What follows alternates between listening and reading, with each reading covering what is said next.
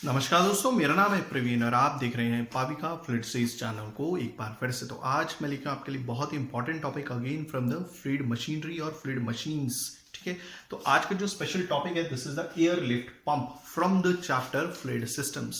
But आगे बढ़ने से पहले अगर आपने मेरा चैनल सब्सक्राइब नहीं किया तो प्लीज ये आपसे बहुत बड़ी से रिक्वेस्ट कि आप मेरा चैनल सब्सक्राइब कीजिए, लाइक एंड शेयर करना मत भूलिएगा, ताकि मैं ऐसे ही एजुकेशनल वीडियोस आपके लिए हमेशा हर पल लेके आता रहूं।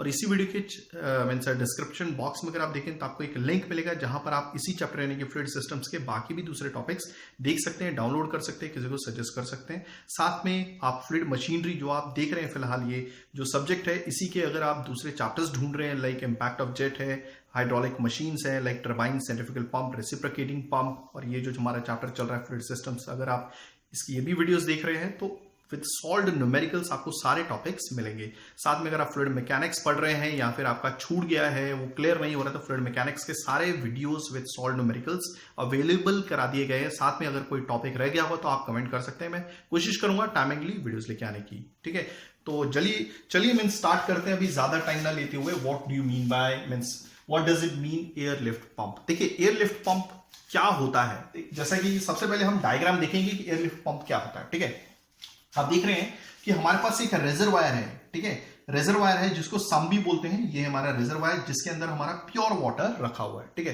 अब इसमें क्या क्या है, क्योंकि सबसे पहले हमें कंस्ट्रक्शन मालूम होनी चाहिए कि एयर लिफ्ट पंप होता क्या है। ठीक है, उसका कंस्ट्रक्शन क्या है, फिर उसके बारे में बात करेंगे कि भाई एयर लिफ्ट पंप काम कैसे करता है, कौन कौन से प्रिंसिपल इसके पीछे होते हैं। ठीक है, और कहां इसे यूज किया जाता है, और फिर एफिशिएंसी कैसे बढ़ाई जाए, रिजल्ट्स कैसे बेहतर लाए जा सकेंगे। ठीक है, तो आप देख रहे हैं ये है हमारा रेजरवायर जिसके अंदर ब्लू कलर में मैंने प्योर वाटर लिया है, पानी लिया है। ठीक है, ओके, अब इसमें आप देख रहे हैं कि एक पाइपलाइन है। ठीक है, ये है हमारी पाइपलाइन। ओके, और आगे लगा हुआ है नोजल, ये एक और पाइपलाइन है। ठीक है, ये एक और पाइपलाइन है जिसके जरिए पानी बाहर निकल रहा है। ठीक है, ओके, अब ये जो मेन पाइपलाइन है जो फिक्स्ड है हमारे इस रेजरवायर के अंदर, देखिए ये वाली वो पाइपलाइन। ठीक है, जिसके जरिए क्या जा रही है, कॉम्प्रेस्ड एयर जा रही है अंदर। ठीक है, ओके, तो आपको मालूम है, देखिए सबसे पहले हमें कुछ चीजें मालूम होनी चाहिए। डेंसिटी क्या होती है वो देख लेते हैं जरा। जैसे एयर की डेंसिटी काफी कम होती है, एयर की डेंसिटी अगर आप देखेंगे तो नियर अबाउट 1 kg पर मीटर क्यूब होती है, ये मालूम होनी चाहिए। पानी की डेंसिटी क्या होती है, ठीक है, वो होती है लगभग 1000 kg पर मीटर क्यूब। हो गया ये क्लियर। आप देख रहे हैं एयर की डेंसिटी काफी कम है एज कंपेयर टू पानी की डेंसिटी। तो क्या होता है कि जैसे ही ये कॉम्प्रेस्ड एयर, अभी देखिए कॉम्प्रेस्ड एयर का प्रेशर कितना होगा, कभी खुद सोच के देखा है? हमारे ऊपर जो प्रेशर पड़ रहा है दैट इज योर 1 एटमॉस्फेयर, वो भी वातावरण का प्रेशर। तो नियर अबाउट 1 into 8 टाइम्स, यानी कि लगभग 8 से 9 बार का जो प्रेशर होगा, वैसे इसे कम भी हो सकता है, मगर नॉर्मली जब भी आप हवा भराने जाते हैं कहीं पर भी क्या बोलते हैं, मतलब टायर में हवा भराने जाते हैं, तो जो एयर कंप्रेसर होता है जो पर्सन यूज करता है, वहां पर वो एयर कंप्रेसर अप टू 9 बार तक स्टोरेज करके रखता है, और 9 बार के बाद उसका जो कंप्रेसर होता है वो कट ऑफ हो जाता है, मतलब उसके बाद वो प्रेशर क्या बोलते हैं उसमें स्टोर नहीं करता इस प्रेशर के बाद। आई होप आपको चीजें समझ में आ रही होंगी। तो अराउंड 4 से लेके 9 बार का प्रेशर जो है आपका ये जो कंप्रेस्ड एयर है यहां पर अंदर ट्रैवल करती है, और आगे देख रहे हैं आप इसी पाइप के आगे यहां पे नोजल लगा हुआ है। ओके, अब ये नोजल क्या है, इसमें से हमारी कंप्रेस्ड एयर निकलती है। अब आगे एक नोजल हो सकता है, 2 नोजल हो सकते हैं, 3 नोजल हो सकते हैं। ठीक है, मल्टीपल नोजल भी हो सकते हैं इस पाइपलाइन के आगे। ठीक है, ओके, अब आप देख रहे हैं ये वाली जो पाइपलाइन है जिसमें से कंप्रेस्ड एयर निकल रही है, उसको कवर किया हुआ है एक और हमारी बड़ी पाइपलाइन से, जिसके जरिए आपका ये जो पानी है बाहर निकल रहा है। अभी किस प्रिंसिपल पे निकलता है, ठीक है, जैसा कि मैंने ऑलरेडी आपको बताया कि एयर की डेंसिटी कम है, पानी की डेंसिटी ज्यादा है। तो क्या होता है, ऑलरेडी इस पाइपलाइन के अंदर ऑलरेडी पानी है, क्लियर हो गया, ऑलरेडी पानी है, फिलहाल पानी या इस लेवल तक रहता है। ठीक है, आई होप आपको चीजें समझ में आ रही होंगी। फिलहाल जो पानी है वो इस लेवल तक ही रहता है इनिशियली, जब आपका क्या बोलते हैं ये कंप्रेस्ड एयर इस पाइपलाइन के जरिए ट्रैवल नहीं कर रही थी। ठीक है, अब जैसे ही आपकी कंप्रेस्ड एयर और पानी आपस में कांटेक्ट में आते हैं तो इस पाइपलाइन के अंदर एयर वाटर का मिक्सचर बनता है, एयर वाटर का मिक्सचर।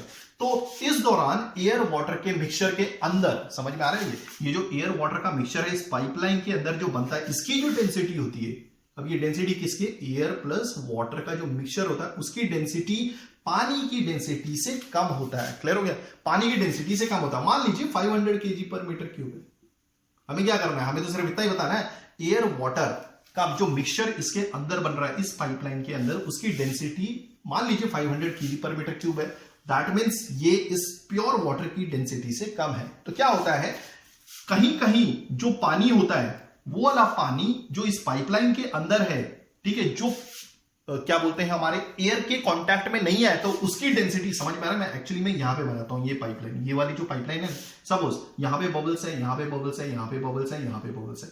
ये वाला जो पानी, सपोज ये वाला पानी, ठीक है, इसकी डेंसिटी कितनी है 1000 केजी पर मीटर क्यूब। मगर इतने मिक्सचर की, इतना मिक्सचर जिसमें एयर भी है प्लस पानी भी है, इसके मिक्सचर की कितनी है 500 केजी पर मीटर क्यूब। तो देखिए ये डेंसिटी कम है, ये वाली डेंसिटी किसकी है, आपकी एयर वाटर मिक्सचर की, मगर ये है सिर्फ अकेले पानी की। तो डेंसिटी कम होने की वजह से ये फ्लूइड ऑटोमेटिकली ऊपर उठता है। तो यानी कि डेंसिटी डिफरेंस की वजह से, जैसा आपने देखा होगा कि कभी भी जो हवा होती है गर्म होने के बाद ऊपर उठती है, क्लियर हो गया, ओके, और जो ठंडी हवा है उसकी डेंसिटी ज्यादा होने की वजह से वो नीचे की तरफ आती है। तो कुछ इस तरह का ही प्रिंसिपल यहां पर यूज होता है। तो एयर वाटर मिक्सचर जो इस पाइपलाइन के अंदर है उसकी डेंसिटी कम होने की वजह से किसके कंपैरिजन में, प्योर वाटर के कंपैरिजन में वो पानी एयर वाटर मिक्सचर ऊपर उठता है। कितनी हाइट तक, यहां से लेकर यहां तक, यानी कि आप देख रहे हैं ये कैपिटल एच, ये हमारी डिलीवरी पाइप, ये हो गया हमारा जो अंदर आपको क्या बोलते हैं ग्रीन कलर से सर्कल सर्कल नजर आ रहा है, that is your air water mixture. ये है, यहां से पानी आपका बाहर निकल जाता है। और आप देख रहे हैं इनिशियली, ठीक है, नोजल के ऊपर ये जो लाइन जा रही है ना हॉरिजॉन्टल, यहां से हम हाइट मेजर करेंगे पानी की। ये है हमारा स्टैटिक वाटर, यानी कि ये पानी हिल नहीं रहा है, ठीक है, जिसको हम रिजर्वायर भी बोल सकते हैं, यानी कि रिजर्वायर जिसमें हमारा ये जो पानी है जमा है प्योर वाटर। इसकी इनिशियल हाइट कितनी थी h, ओके। अब ये कौन सी हाइट तक डिलीवर हो रहा है, कैपिटल H तक डिलीवर हो रहा है। तो ये प्रिंसिपल पे काम करता है। तो आई होप आपको चीजें तो समझ में आ गई होंगी। आपको मालूम है कोई भी चीज जिसकी डेंसिटी कम होती है as compare to heavier density, तो डेंसिटी कम होने की वजह से वो चीज ऊपर आ जाती है। कुछ इसी तरह का प्रिंसिपल ये यूज करता है, यानी कि बहुत छोटा कॉलम जो है आपके प्योर वाटर का, बहुत छोटा कॉलम जो आपके प्योर वाटर का है, सपोज ये जो हाइट है ये कैपिटल मीन स्मॉल h है, ठीक है, वो डायरेक्टली बैलेंस की जाती है, वो डायरेक्टली बैलेंस कर दी जाती है आपके लंबे कॉलम की वजह से। मीन्स कहने का मतलब है ये जो छोटी हाइट है ना आपकी प्योर वाटर की, वो डायरेक्टली बैलेंस कर देती है एयर वाटर के मिक्सचर को, ठीक है, जो कौन सी पाइपलाइन के अंदर है, इतने लंबे कॉलम के अंदर है। इसी प्रिंसिपल के ऊपर ये एयरलिफ्ट काम करता है। अब थोड़ा सा देखेंगे भाई इसकी एफिशिएंसी कैसे बढ़ाई जा सके। फिलहाल हम ये देख लेते हैं, सपोज आपने देखा होगा इस पंप का यूज कहां पर है। इस पंप का यूज है, सपोज आपके घरों में बोरिंग होती है, तो आप क्या करते हो, डायरेक्ट बोरिंग करके एक क्या बोलते हैं, आप देखेंगे जमीन पे बोरिंग कर दी जाती है और अंदर एक पाइपलाइन डाल दी जाती है, क्लियर हो गया, एकदम बहुत बड़े डाया की, ठीक है। तो अब यहां पर आपका पानी भी होगा, डेफिनेटली पानी भी होगा, कुछ सॉलिड्स भी होंगे। तो ये पंप क्या है, ये लगभग 70% सेडिमेंट्स को, सस्पेंडेड पार्टिकल्स को हैंडल कर सकता है, क्योंकि इसमें कोई भी मूविंग पार्ट नहीं है। आप देख रहे हैं ये जो पंप है इसमें कोई इंपेलर नहीं है, मूविंग पार्ट नहीं है, तो इसका मेंटेनेंस का कोई खर्चा नहीं है, डैमेज आपका पंप होगा ही नहीं, क्योंकि इसमें मूविंग पार्ट है ही नहीं है, कंप्रेस्ड एयर का यूज किया जा रहा है, ठीक है। हाँ, तो मैं ये बोल रहा था इस पंप को कहां यूज किया जाता है, ज्यादातर सपोज अगर आपने बोर किया या बोर करवाया तो कंप्रेस्ड एयर छोड़ के, ठीक है, अगर यहां पर गंदे पानी का मिक्सचर है जिसमें सॉलिड भी है, कुछ सस्पेंडेड सॉलिड भी है, और ये लगभग पंप 70% तक का सॉलिड हैंडल कर सकता है, और आपका स्लरी के साथ आपका पानी निकाल सकता है। अगर हम किसी भी दूसरे पंप से कंपेयर करते हैं तो इसका काम, यानी कि ये बहुत ज्यादा हाइट तक पानी निकाल सकता है और ज्यादा पानी निकाल सकता है। आई होप आपको चीजें समझ में आ रही होंगी, ठीक है। तो ये तो हो गया हमारा पंप की कुछ एडवांटेजेस, कहां पे करना चाहिए कहां पे नहीं करना चाहिए, और साथ में अगर हम इसकी एफिशिएंसी देखेंगे, देखिए इसमें सबसे ज्यादा जो खर्चा आ रहा है हमारा, ठीक है, आप देख रहे हैं ये तो बहुत अच्छा पंप है, जहां पर क्या है हमारा क्या नुकसान नहीं है, क्योंकि यहां पे कोई इंपेलर नहीं है, क्लियर हो गया, ओके, इंपेलर नहीं है तो कोई मूविंग पार्ट नहीं है, तो हमारा कोई भी पार्ट डैमेज नहीं होगा, और ये सबसे ज्यादा पानी निकाल सकता है एज कंपेयर टू कोई भी दूसरे पंप्स द्वारा के कंपैरिजन में। ये भी क्लियर हो गया, ओके। अब दूसरी चीज, ज्यादा खर्चा हमारा इस कंप्रेस्ड एयर का है, ठीक है। अब मान लीजिए कंप्रेस्ड, यानी कि देखिए कंप्रेस्ड एयर कहां से आ रही है, आपकी कंप्रेसर से आ रही है, ठीक है। मान लीजिए वहां पर जो पावर का कंजम्पशन है वो 10 किलोवाट का है, क्लियर हो गया। अब हम यहां पे बात करेंगे पावर टू पावर, ठीक है। इनलेट आपका 10 किलोवाट पावर लग रही है, मगर आउटलेट पे इसकी एफिशिएंसी जो है, हम एफिशिएंसी की बात कर रहे थे, 20% से सिर्फ 40% के करीब की है, ठीक है, उससे ज्यादा नहीं है। तो कहने का मतलब है ये जो कंप्रेस्ड एयर आ रही है तो कंप्रेसर चाहिए, मान लीजिए उस कंप्रेसर को क्या जो पावर लग रही है 10 किलोवाट, ठीक है, मगर आउटलेट में फिलहाल तो ये पानी निकाल रहा है, मगर अगर हम आउटलेट में इसका रिजल्ट पावर के हिसाब से कैलकुलेट करते हैं तो आउटलेट में मुश्किल से 2 किलोवाट आउटपुट में देता है। 10 किलोवाट आपका इनपुट था, ओके, और 2 किलोवाट आउटपुट पे निकला। तो आप देख लीजिए अगर मैं 20% की एफिशिएंसी कंसीडर करता हूं तो 8 जो किलोवाट है वो वेस्ट हो गया। क्लियर हो गया? या फिर मैक्सिमम इसकी 40% आती है तो 10 का 40% कितना होता है? 4 होता है। तो हमारा कितना पावर वेस्ट चला गया? That is your 6 kilowatt. I hope आपको चीजें समझ में आ रही होंगी। क्लियर हो गया? ओके, अब हम बात करेंगे हम इसकी एफिशिएंसी कैसे बढ़ा सकते हैं। देखिए एक चीज मैं समझाना चाहूंगा यहाँ पे, let me check everything is working fine. या अब एक चीज देखिए यहां पर कि अगर हमें बेटर रिजल्ट्स चाहिए, क्या चाहिए? बेटर रिजल्ट्स चाहिए। अगर हमें बेटर रिजल्ट्स चाहिए तो याद रखिएगा, देखिए एक्चुअली इनिशियल हाइट जो थी हमारी स्मॉल एच है और फाइनल हाइट क्या है? कैपिटल एच है, मगर एक्चुअल हाइट जहां तक हमारा पानी पहुंचा है वो लगभग इतना ही है। ये थी हमारी इनिशियल हाइट और यहां तक वो पहुंच गया, तो ये कितना होगा? That is capital H minus small H. पूरे में से ये माइनस कर दीजिए, यानी कि यहां पे भी बता हुआ है capital H minus small H, ठीक है। जब तक ये जो हाइट है, ये वाली जो हाइट है, जब तक छोटी रहेगी, जब तक ये वाली जो हाइट है एक्चुअल लिफ्ट हाइट, इसको क्या बोलेंगे हम? ये भी बोल सकते हैं एक्चुअल लिफ्ट हाइट, जहां तक एक्चुअल में पानी पहुंचा है, एक्चुअल लिफ्ट हाइट। हो गया ये क्लियर? ओके, अब ये जो हाइट है capital H minus small H, जब तक ये वाली हाइट छोटी रहेगी एज कंपेयर टू दिस।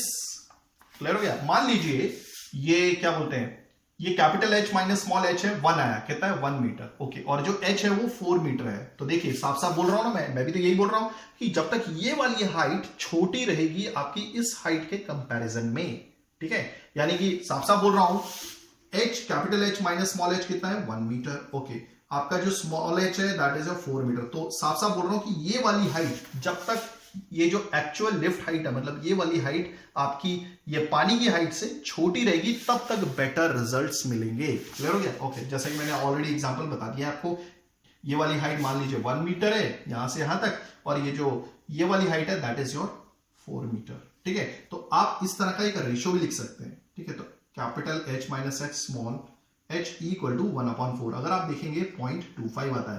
तो जब तक हमारा आंसर 1 से नीचे रहेगा, जब तक हमारा आंसर 1 से नीचे रहेगा तब तक हमें बेटर रिजल्ट्स मिलेंगे। मगर देखिए जब भी हम कंसीडर करते हैं तो हम कभी भी पॉइंट्स में आंसर नहीं लेते। क्लियर हो रही है?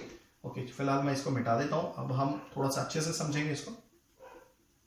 मैं क्या बोल रहा था, ये तो क्लियर हो गया। मैंने ऑलरेडी बोला कि ये वाली हाइट हमेशा छोटी होनी चाहिए एज कंपेयर टू दिस, तो यानी कि इसको 1 ले लिया, इसको 4 ले लिया, मतलब ये रेशियो, जब तक ये रेशियो 1 से कम रहेगा दैट मींस बेटर रिजल्ट्स मिलेंगे। अब मैं ये बोल रहा था कि हम पॉइंट के हिसाब से नहीं लेते, अब हम इस रेशियो को उल्टा कर देते, h by capital H minus small H. तो ये क्या हो जाएगा, ये वाला 4 था और ये नीचे 1 है। तो कहने का मतलब है जब तक ये हमारा रेशियो है 1 से बड़ा होगा तब तक हमारे को बेटर रिजल्ट्स मिलेंगे। क्या हो गया, ये 8 हो सकता है, ये 10 हो सकता है, ठीक है, मगर 1 नहीं चाहिए।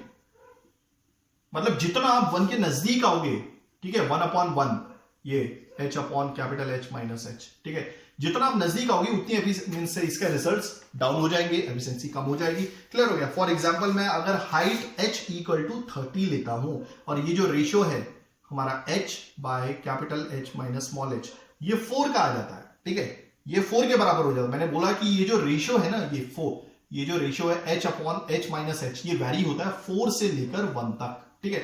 मान लीजिए अगर मैंने हाइट, ये वाली हाइट 30 मीटर ले ली है, ओके, और ये जो रेशियो 4 ले लिया है, तो जो कैपिटल एच अगर आप सॉल्व करेंगे तो this is coming out to be 37.5 metre. तो आई होप आपको चीजें समझ में आ रही होंगी, ठीक है। मैं एक बार वापस थोड़ा सा रिपीट कर देता हूं कि क्या होता है कि ये जो कंप्रेस्ड एयर जैसे ही इसमें जाती है, ठीक है, तो बबल्स का फॉर्मेशन होता है, एयर वाटर मिक्सचर होता है, उसकी डेंसिटी कम होने की वजह से as compare to pure water ये पानी ऊपर उठता है। क्लियर हो गया? ओके, तो और ये कौन से प्रिंसिपल पे काम करता है कि बहुत छोटा जो कॉलम है आपके प्योर वाटर का, वो डायरेक्टली बैलेंस कर देता है आपके लॉन्ग कॉलम, और ये लॉन्ग कॉलम के अंदर क्या है, एयर वाटर मिक्सचर है। तो इसी प्रिंसिपल के ऊपर आपका एयर लिफ्ट पंप काम करता है। ऑलरेडी बता भी चुका हूं कि जहां पर आपका ये मिक्सचर होगा, मतलब सपोज अगर आप बोर करते हैं अपने घरों में और वहां पर अगर पानी है, ठीक है, एज कंपेयर टू दूसरे पंप ये पानी ज्यादा निकालेगा। इसमें कोई भी ऑपरेटिंग पार्ट्स नहीं है, इसलिए डैमेज होने का कोई खतरा नहीं है, मतलब कोई भी पार्ट्स को, ठीक है, सिंपल सी एक पाइप है, आगे नोजल लगा हुआ है। ओके, दूसरी चीज डेंसिटी डिफरेंस के ऊपर ये काम करता है। तीसरी चीज जो मैं बोलूंगा, एफिशिएंसी बढ़ाई जा सकती है। मैक्सिमम एफिशिएंसी 20 to 40% है। अगर हम कंपेयर करते हैं पावर के हिसाब से, एफिशिएंसी बढ़ाई जा सकती है। कैसे बढ़ा सकते हैं मैंने ऑलरेडी बताया था। ये वाली हाइट इसके कंपैरिजन में छोटी होनी चाहिए। अब हमने रेशियो उल्टा कर दिया था, रेशियो भी बताया 4:1 तक ये रेशियो वैरी हो सकता है। तो आई होप आपको चीजें समझ में आ गई होंगी। अगर आप ऐसी एजुकेशन वीडियोस चाहते हैं तो please do right A comment. मैं पूरी कोशिश करूंगा टाइमिंगली वीडियोस लेके आने की। थैंक्स फॉर वॉचिंग, धन्यवाद, थैंक यू।